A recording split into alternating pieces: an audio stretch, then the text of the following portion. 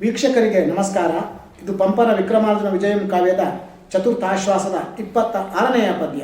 ಆ ಪದ್ಯ ಹೀಗಿದೆ: ವಿನತಾ ಪುತ್ರನ ವಜ್ರತುಂಡ ಹತಿಗಮ್ಮಯ್ಯಾಂತು ಕಂಡಂಗಳು ಉಳ್ಳಿರಂ ಅಂಗಂಗಳಂ ಒಡ್ಡಿ ಒಡ್ಡಿ ತನುವಂ ಕೊಟ್ಟಂತೂ ಜೀಮೂತ ವಾಹನನೆಂಬಾಂಕದ ಚಾಗಿ ನಿಚ್ಚಟಿಗೆಯಿಂದಿ ಶೈಲದೊಳು ಶಂಖಚೂಡನ ಆನಂದದೆ ಕಾದ ಪೆಂಪೆಸೆಯೇ ನಾಗಾನಂದವಂ ಮಾಡಿದಂ.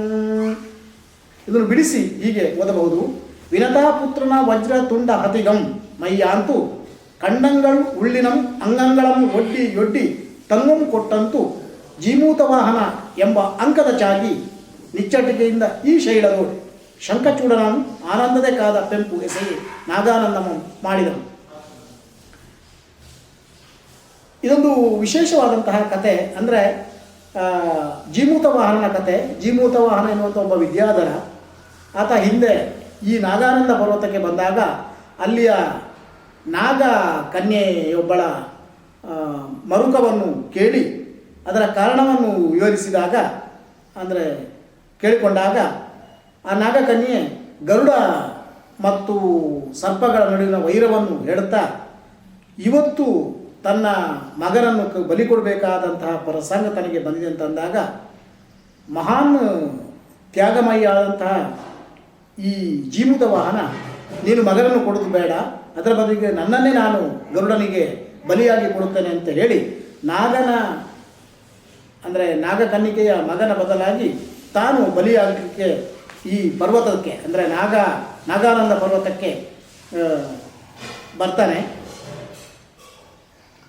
ಹಾಗೆ ಬಂದಾಗ ಗರುಡ ಅವನ ಮಾಂಸದ ಖಂಡಗಳನ್ನು ಕೂಡ ತುಂಡು ತುಂಡು ಮಾಡಿ ತಿಂದಾಗಲೂ ಕೂಡ ಆತ ತನ್ನ ತಾಳ್ಮೆಯನ್ನು ಕಳಕೊಳ್ಳದೆ ಆ ಗರುಡನಿಗೆ ಆಹಾರವಾಗಿ ತಾನು ಕೊಡ್ತಾನೆ. ಇದಕ್ಕೆ ಇದಂಥ ಗರುಡ ಆತನಿಗೆ ಮುಂದೆ ವರ ಕೊಟ್ಟುತ್ತಾರೆ. ಹಾಗಾಗಿ ಜೀಮೂತ ವಾಹನ ತ್ಯಾಗ ಲೋಕದಲ್ಲೆಲ್ಲ ಪ್ರಸಿದ್ಧವಾಗುತ್ತದೆ. ಆ ಕಥೆಯನ್ನು ನೆನಪಿಸುವಂಥ ಪದ್ಯ ಇದು. ವಿನತಾ ಪುತ್ರನ ವಜ್ರತುಂಡ ಹತಿಗಂ. ವಿನತಾ ಪುತ್ರ ಅಂದರೆ ಗರುಡನ ವಜ್ರತುಂಡ ಹತಿಗಂ, ವಜ್ರದಂತಹ ಕೊಕ್ಕುಗಳ ಕುಕ್ಕುವಿಕೆಗೆ ಮೈಯನ್ನು ಒಡ್ಡಿ ಕಂಡಂಗಳವು ಉಳ್ಳಿನಂ, ದೇಹದಲ್ಲಿ ಮಾಂಸ ತುಂಡುಗಳು ಇರುವಲ್ಲಿಯವರೆಗೆ ಅಂಗಗಳ ಒಡ್ಡಿ ತನ್ನ ಪ್ರತಿಯೊಂದು ಅಂಗದ ತುಂಡನ್ನು ಕೂಡ ಮಾಂಸ ಖಂಡವನ್ನು ಕೂಡ ಒಡ್ಡಿ ತನುವಂ ಕೊಟ್ಟ ಅಂತೂ ಜೀಮೂತ ವಾಹನಂ ಎಂಬ ಅಂಕದ ಚಾಗಿ.